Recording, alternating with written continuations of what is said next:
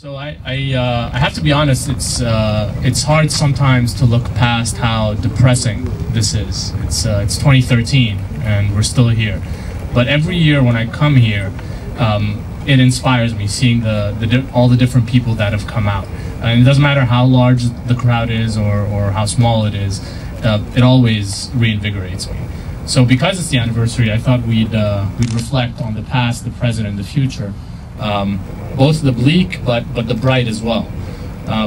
You know, when it comes to the past, it's been long enough that I don't need to dwell on the realities that you're all familiar with, some of you more intimately than others.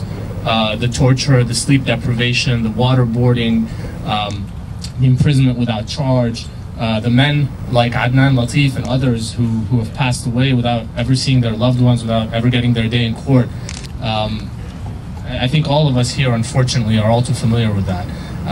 But what some of you may be less familiar with is that some men did get out, and they did manage to rebuild their lives, and they are thriving. Men like my client, Muhammad Amir, who's now in Algeria, back with his family.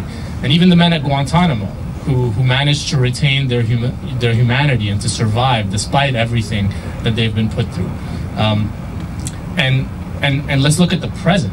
We're also all unfortunately familiar with the fact that of the 166 prisoners at Guantánamo, well over a half of them have been approved for release, but they languish. These are men like, you know, the clients that my students at CUNY and I represent, men like Shakir Amir, who for the first time, I can say, has been approved for release by the Obama administration. That fact used to be secret, but now we can speak about it for the first time. Men like our client Abdul Hadi Faraj, who's also been released, who doesn't know if his family is still alive in Syria, but he cannot get out either. So that's what's bleak about today. But what's also heartening is that as we stand here today, our clients at Guantánamo, as they did last year and as they did every year on this date, are marking this occasion, this anniversary, the sad anniversary, with a protest of their own at Guantánamo. And every time I tell them that we assembled here, we gathered in Washington, it inspires them. It's important for them to be doing it on the same day as all of us. So we have to keep that in mind as well.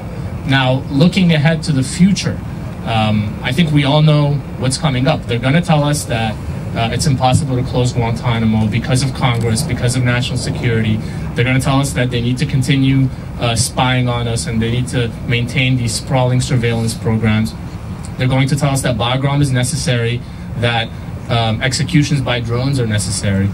We know all of that's coming. They're going to keep on doing that. So I think for all of us here, it's important to remember that the key to everything, the key to ending Bagram, Guantánamo, the key to ending the imprisonment of Muslim men here in the United States as a result of predatory prosecutions, all of that is in that house. All of that is with the man who lives there.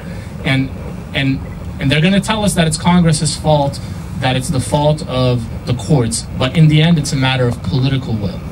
And we have to remember that, and we have to remind the man who sits in that house that it is a matter of political will, and that we expect him to make good, not only on the promises that he's made, but to make additional promises and deliver on those as well. So I'm going to ask you to do a couple of things. I think one is to keep on doing what you have been doing year in and year out. And the other thing is, for the year ahead, have at least 10 conversations, talk to 10 different people who may not be as knowledgeable as you are about these issues, and inform them. Inform them about Guantánamo, inform them about Bagram, inform them about torture. Because it's only in doing that that we can hopefully get the message back to the man who sits in that house that he needs to deliver on his promises and make good on all the other things that we expect the world over. Thank you.